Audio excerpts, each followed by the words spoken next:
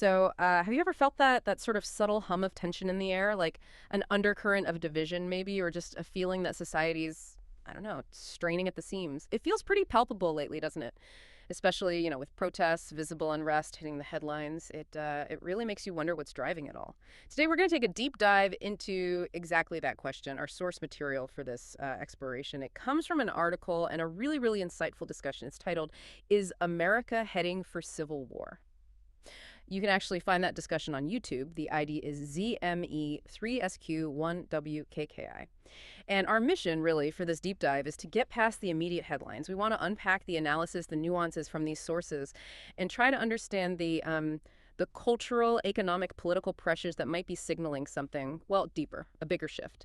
Because, like the source points out, this isn't just about, isolated incidents. It's about figuring out what they call directional signals for society, where things might be heading. So when we look at recent events, the material brings up some pretty specific examples, things that feel like these signals. We've heard about immigration-related riots in Los Angeles, reports of tear gas, even fire in Paramount, California, and also coordinated looting, right, in downtown LA. So what makes these stand out? Why aren't they just, local disturbances? Well, it's really about how the article frames them. That's what's striking. It's just they aren't just like random outbursts. They're framed as powerful cultural signals, signals of a deeper, you might say, unraveling, an unraveling of shared values, of systems we rely on. The discussion even mentioned claims about future planned national immigration protests. June 14th was a date mentioned. And there were these really controversial claims, too, about things like cinder blocks, riot instructions being deliberately planted.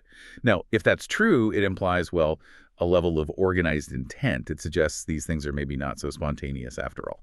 Okay. Organized intent. That definitely changes the picture. And then the analysis gets even more, well, compelling when the source starts pulling in history. It uses the central metaphor, comparing the U.S. right now to the fall of historical empire, specifically Rome. They call it a late-stage empire analogy. Exactly. And those parallels they draw, connecting ancient history to our modern economy, that really hits home. It does. And the trajectory they outline in the source is pretty stark. They talk about how abundance, having a lot, can paradoxically lead to complacency. A population sort of loses its discipline.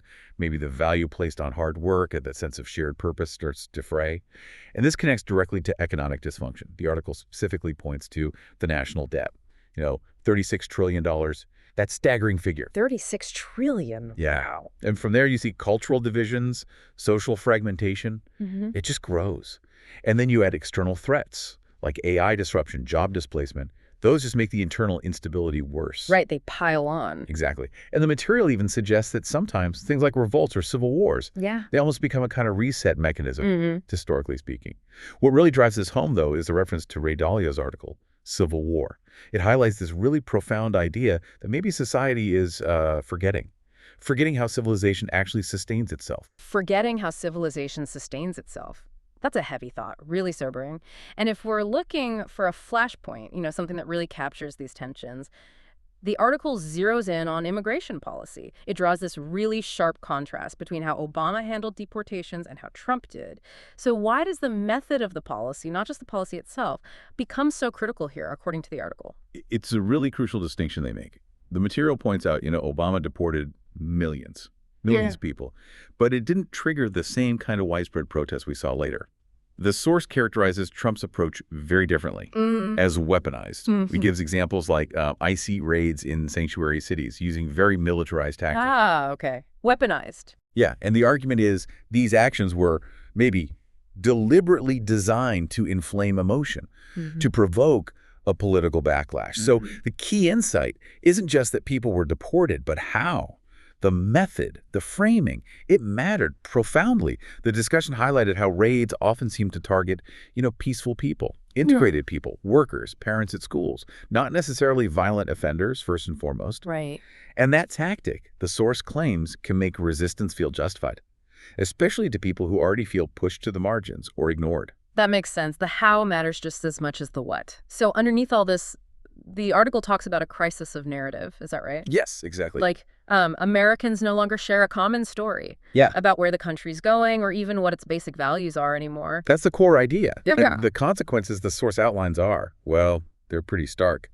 Confusion, disillusionment, even this kind of glorification of revolution, but without really grasping the true cost, you know? Yeah, revolution sounds exciting until you think about what it actually means. Precisely. The article mentions observing organized but unclear agendas at protests. It references things like pamphlets, face masks, and cinder blocks.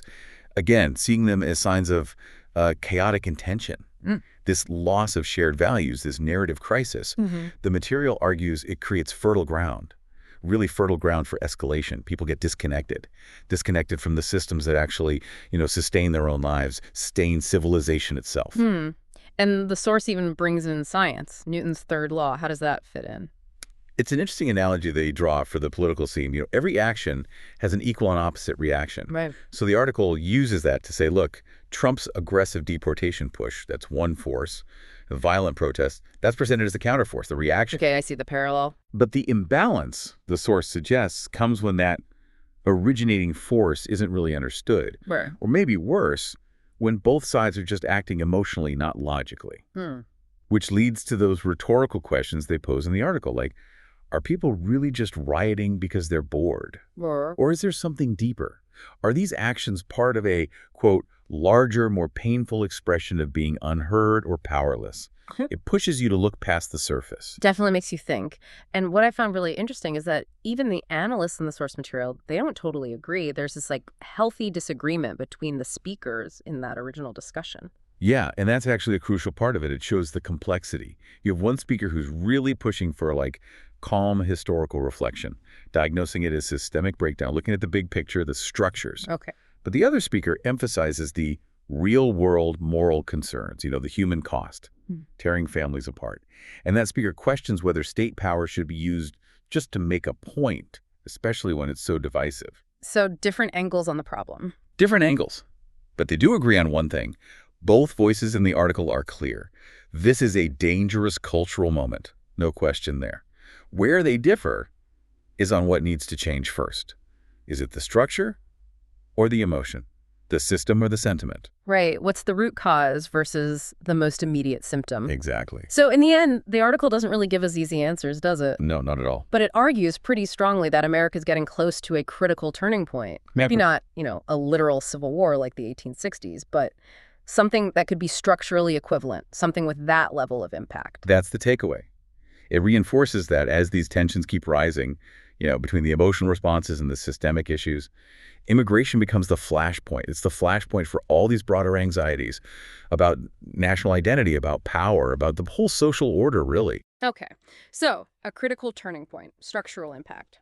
Immigration as the flashpoint. It's a lot to take in. So thinking about all this, if America truly is at some kind of structural turning point, what's the first directional signal you'll be watching for? That sign that might hint whether we're starting to rebuild those shared values or maybe drifting even further apart.